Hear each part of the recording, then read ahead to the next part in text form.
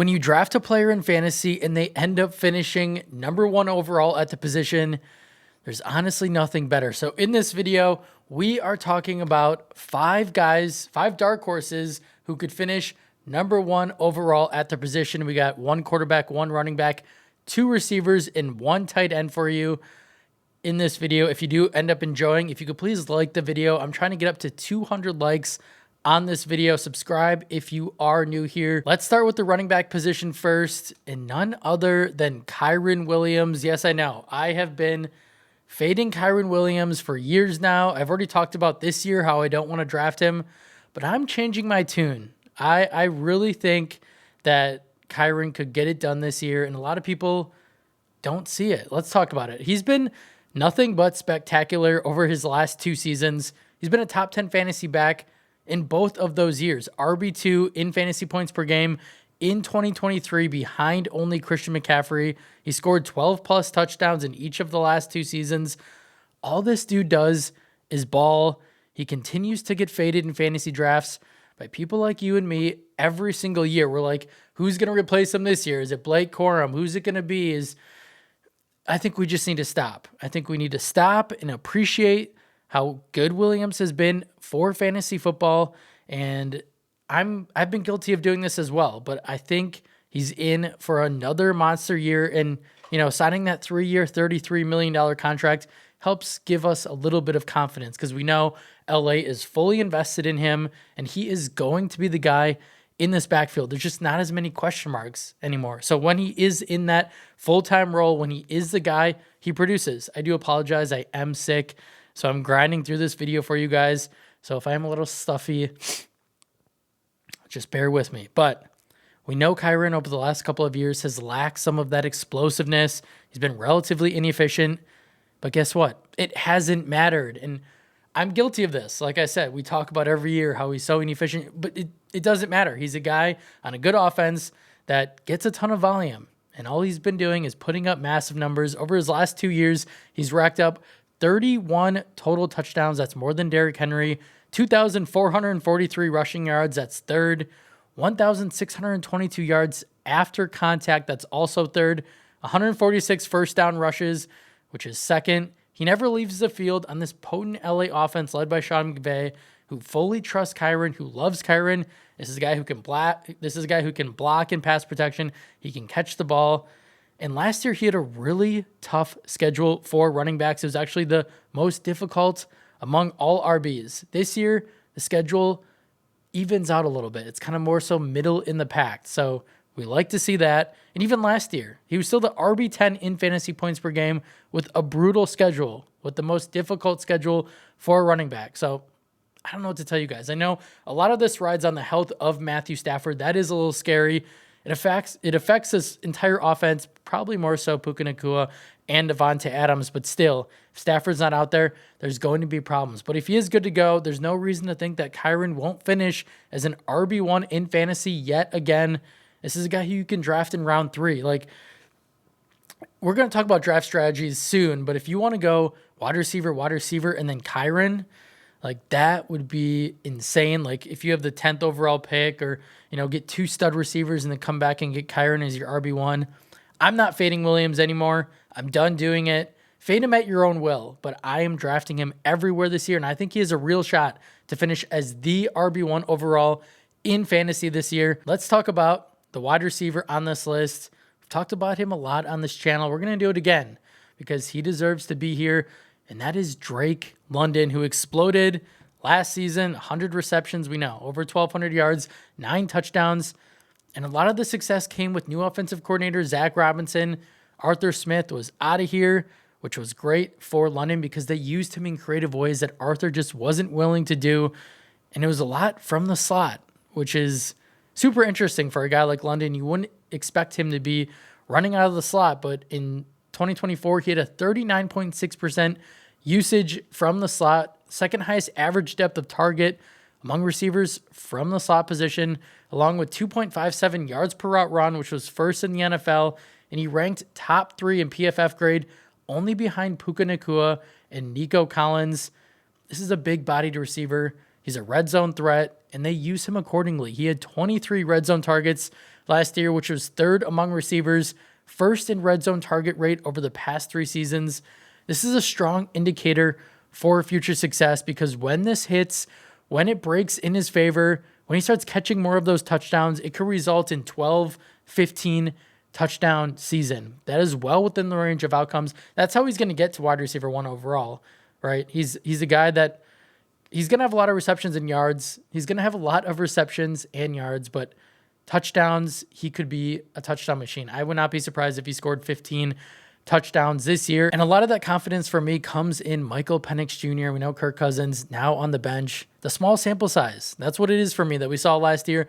In 3 games, Drake balled. This duo was ridiculous. Drake averaged 23 fantasy points per game, 34% target share, along with a 40 burger in week 18. You can say, oh, that's just a small sample size. The defenses weren't good. It doesn't matter. The point being, and we've seen this all throughout training camp, we've heard about it, is that Penix just wants to funnel the ball to London no matter what. So we know for a fact London is going to get a ton of targets. And I, for one, think that he's one of the better receivers in the league, so he's going to do a lot with those targets. I think another full season in the Zach Robinson system, Michael Penix taking over as QB1, not many competition for targets. We know Kyle Pitts is still there. He hasn't done anything in years. Bijan is going to get his on the ground and through the air, but that's it. Darnell Mooney's banged up. London could go to another stratosphere this year.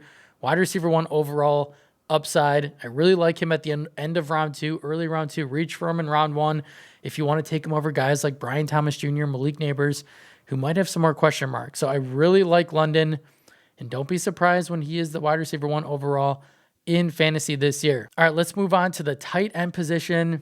Tucker Kraft is my guy here. I want Kraft in every single one of my leagues. Last year, it was a weird year in Green Bay. Jordan Love got banged up, we know, at the end of week 1, and then he was kind of banged up for the rest of the year. So Green Bay, what did they do? They turned to Josh Jacobs, and they ran the football at the 5th highest rate last year. A lot of that was because Malik Willis was under center for several games. But get this, they posted a plus 3.6% pass rate over expected in 5 games last year with a healthy Jordan Love, which was the 7th highest.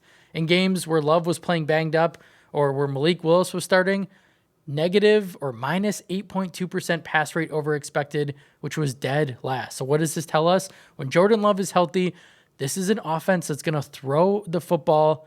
And Kraft made a lot out of a little last year. He didn't have a ton of targets, but he set career highs across the board in targets, receptions, yards, and touchdowns, along with 7th in yards per route run, 12th in receiving yards per game, and he was a tight end 10 in total fantasy points. He's also pretty impressive after the catch. He led all tight ends in broken tackles, along with yards after the catch per reception at 9.1 yards, which was the best by a tight end since George Kittle in 2018. This is an explosive, athletic tight end that is really dangerous, really special once he catches the ball. And he did all of this on a 14.5% target share, which was the 4th lowest among all tight ends. 4 targets per game is all this man had on a Green Bay offense that ranked 30th in pass attempts, because everything we just talked about. They ran the football because Love was hurt. But everything coming out of camp right now, everything that we're hearing is Jordan Love is like, we're trying to find as many different ways to get Kraft the football. Matt LaFleur, head coach, is saying that as well. And this receiving core, there's a ton of question marks. We really like Jaden Reed on this channel, but now he has a foot injury. Christian Watson has that ACL that he's probably not going to be back until week 5. Matthew Golden is a rookie, the first-round pick. So this offense, this passing game, is probably going to funnel through Kraft at least early on in the year. I think Green Bay is going to be pass happy for most of 2025.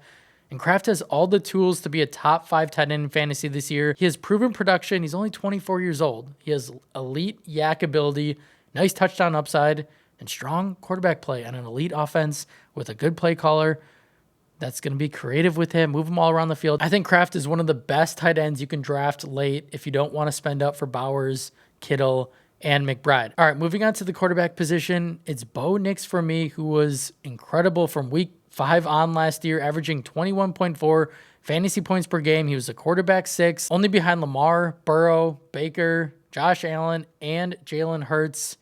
He also averaged 2.2 passing touchdowns per game over his last 13 games, 9.4 yards per attempt when scrambling, which was 2 yards more than Jaden Daniels, is just a really good quarterback on an ascending offense led by Sean Payton. And oh yeah, he runs the football, which is a cheat code for fantasy quarterbacks. 92 attempts last year, 430 yards, 4 touchdowns. He was 8th in rushing yards among quarterbacks. It brings a very nice floor when a quarterback can run the ball. And he did all of this on a Broncos offense that really wasn't that good last year. It was pretty much Cortland Sutton and no one else. We know Marvin Mims Jr. got hot to close out the year, but they added a ton of talent on offense. Evan Ingram comes in, tight end from Jacksonville. We know RJ Harvey, rookie running back, who we love a ton on this channel. And then a rookie receiver in Pat Bryant as well. He has plenty of weapons at his disposal, which means likely more fantasy points for Nix this year. He had 33 total touchdowns his rookie year. I think 45 plus touchdown upside, along with a top 5 finish at the position. QB1 potentially overall is well within his range of outcomes. This is a really good offense that's only going to get better under Sean Payton in year 2. I really like Nix, and he's a guy, if you want to wait on quarterback, similar to Tucker Kraft. If you don't want to spend up on the elite guys, Nix is definitely going to outperform his ADP this year. And our last guy, our second receiver, it's Ladd McConkey, who's just so good. Like, he's kind of falling down in ADP for a variety of different reasons that we'll talk about, but I don't understand it. I think a lot of people are going to make a massive mistake if they fade this man in drafts this year. I mean, what he did his rookie year was incredible. From weeks 8 to 18, he was the wide receiver 11 in fantasy points per game, 5th in yards per route run, 6th in receiving yards per game, 9th in first downs per route run. Everyone is concerned all of a sudden about 33-year-old Keenan Allen. No, that should not be the reason why we fade an ascending superstar in McConkey. I'm not worried about the slot usage that Keenan Allen's going to take away from Ladd. It doesn't matter. Ladd can win all over the field. So go ahead, Keenan. Just run your little slow routes in the slot. Like, it's not going to matter. Ladd was top 5 in yards per route run and first down per route run when lining up outside last year. So go ahead, Keenan. Do your thing. It will not affect Ladd one bit. And that was only behind guys like A.J. Brown, Puka Nacua, and Amon-Ra St. Brown. McConkey is just, he's incredible. Just turn on the tape. He can beat nearly every coverage. 2.98 yards per route run against man defense, which is the second most among 50 receivers with at least 115 routes. 84.4% success rate against press, which is the 6th best mark in reception perception history. This is an elite player, people. Wake up. If we're fading an elite talent like McConkey just because of maybe the offense that he's in, we're still worried about Greg Roman or Keenan Allen, it's going to be a massive mistake. Along with 2.85 yards per route run when lining up wide, which led all rookies last year. He can get open with ease. He ranked 10th in open score last year. There's nothing this man can't do. So bet on the talent. Don't worry about little things like losing left tackle Rashawn Slater for the year. Not great, right? That's not ideal, but that's no reason to just not draft Ladd. According to Ryan Heath from Fantasy Points, Ladd was Herbert's favorite target under pressure last year as he saw his target share rise from 22.9% to 26.7%. So if Herbert's going to be under pressure a lot this year, he's going to be looking for Ladd. It's going to be fine either way. And yes, Omarion Hampton, rookie running back for the Chargers, first-round pick that we also like. He could steal some, take it from the positive lens. Hampton is going to help keep defenses honest. It's going to give Ladd better opportunities to work in the middle, down the field. Yeah, Hampton's still going to get his, but it doesn't mean there's not enough to go around, especially when there's not a lot of weapons in this wide receiver room. It's going to be Ladd. He's going to have 100-plus receptions, and he's a guy who could break fantasy football in year 2, finish as the wide receiver 1 overall. I love Ladd. Draft him everywhere you can. If you can get him in round 2, round 3 would be an absolute steal.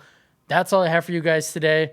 Thank you so much for watching. Remember, if you enjoyed this video, if you could please like the video. I have a 200 like goal. I'd really appreciate it.